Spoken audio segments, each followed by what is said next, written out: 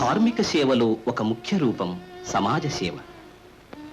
దీనజన సేవా సమాదరణమే భగవత్ పూజా పరాయణత్వం. కుష్ఠురోగుల చికిత్సాలయం,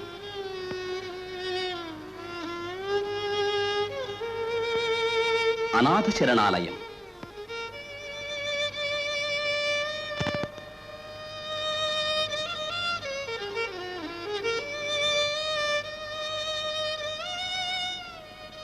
మూగవారికి, చెవిటివారికి, గుడ్డివారికి శిక్షణ కేంద్రం,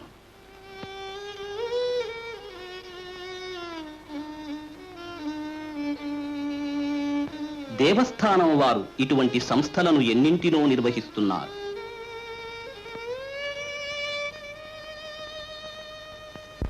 తిరుమల తిరుపతి దేవస్థానం వారు తమ నిధులను వివిధ కార్యక్రమాలకు వినియోగిస్తున్నారు.